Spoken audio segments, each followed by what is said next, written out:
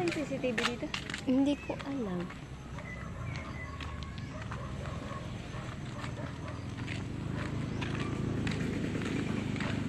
Di ba may utang ako sa'yo ng 30?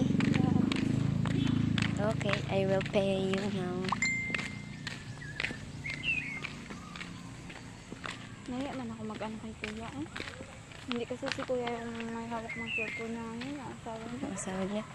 Ako din niya, ano, nahiya din kasi Alam mo pala Liz, kapag ganito yung kapatid mo, kahit gano'n mo ka-close kapag nag-asawa na yan, nahiya ka nang lumapit.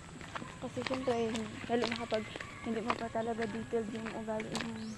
Siguro kapag lalaki yung kuya mo, kasi syempre siya yung mag-provide. Pero sa amin kasi, si ate, walang trabaho si ate. Pero nangingi ako sa kanya ng pera, nangingi siya pa sa kanya ng pera. Kasi yung asawa, hindi naman asawa, pero yung boyfriend niya, nagbibigay. Oo, siya yung nagkukusa,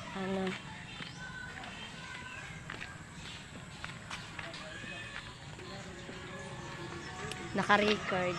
Ba't ako hindi ko sinasama sa vlog mo? Hindi kasi. Time-lapse? Oo. Kasama ko